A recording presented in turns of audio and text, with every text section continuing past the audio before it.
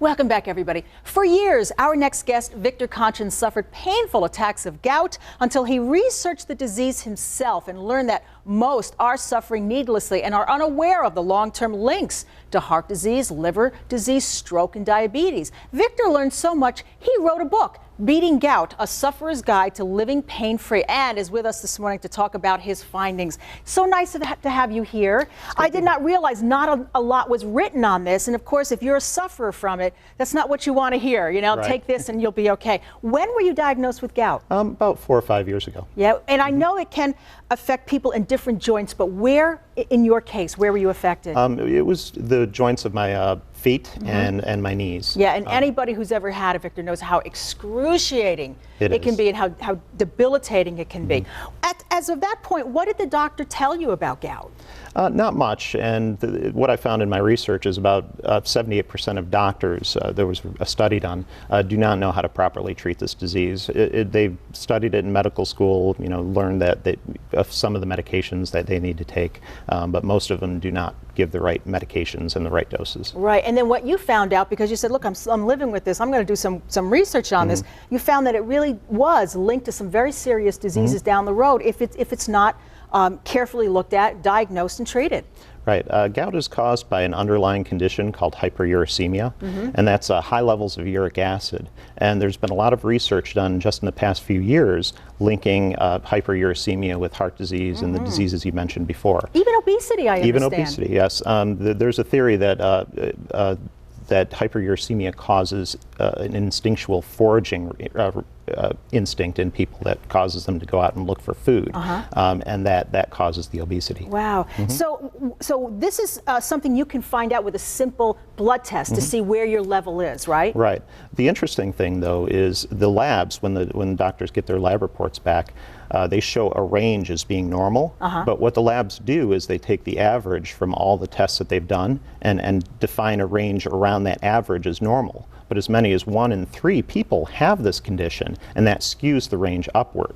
So levels, dangerously high levels of uric acid can show up as normal in their tests. Wow. Do you know if it's genetic? Is there any kind of a link from generation to generation? Absolutely. It's strongly genetic. And that's one of the big myths about gout. People believe that it's caused by a poor diet.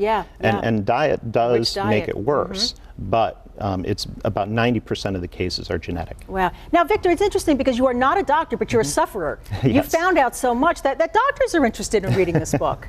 Yes. I read over 500 medical journal articles and texts on gout.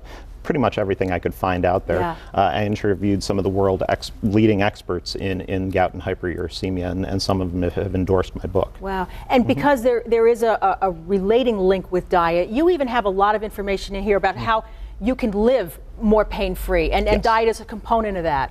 Yeah. What else? What else do you recommend people to do in this book? Sure. Well, first thing, and it's not going to make me popular here in Western New York, is cut back on beer. Beer is one of the worst dietary things you can do for gout.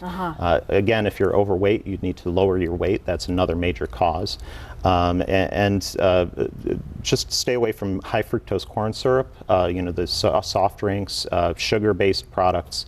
Those things raise your uric acid level as well. Wow. And how are you feeling today? I'm glad to say I haven't had a single gout attack since learning how to properly treat this And a disease. lot of people who have read your book have written you and said, I haven't felt this good in years. Absolutely. So that's terrific. And doctors are interested in reading it and learning themselves. Is there medication out there that's good for gout sufferers? Yes. There's 2 medications out there, alpurinol and probenecid, that have been around for years. The FDA just 2 weeks ago approved a new medication called febuxostat that'll be sold under the brand name Uloric, and that's going to be out very soon now that the FDA has approved it. That's so interesting. Do we have any idea, Victor, how many people in this country suffer from gout? Sure, about 5.1 million people. Wow, that's a lot of people. It and is. for those who are not getting relief, that's an awful long time to be in pain. It is. You know? And I understand that gout can manifest itself in different joints, like I say, the feet, the fingers, any kind of a joint, even in the neck, It's terrible Yes. pain. Even artificial joints are susceptible to No gout. kidding. That's awful. And that's because the crystals actually attach themselves to the joint? They're inside the fluid in between the bones of the joint. And that's where the crystals form and the white blood cells come in to attack the crystals because they believe they're invading white blood cells. And when they try and engulf them, they actually get killed by these crystals and cause the immune system to respond and send more white blood cells in. And that causes the inflammation and causes the gout. Wow. I've seen some people who have terrible gout associated with their fingers. In fact, their fingers become misshapen after a while. Yes. Staying on a better diet and listening to your advice, do you ever see any kind of a reversal of that? Yes. Really? When your joints become misshapen, it can be caused by constant inflammation of the joints, and it can also be caused by collections of uric acid crystals.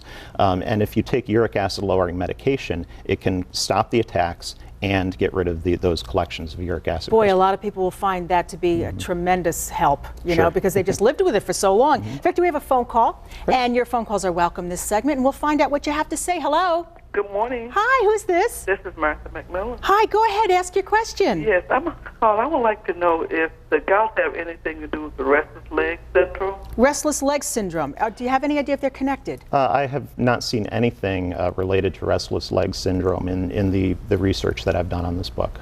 It's not that it's not possible, it's just that I haven't seen any research on that.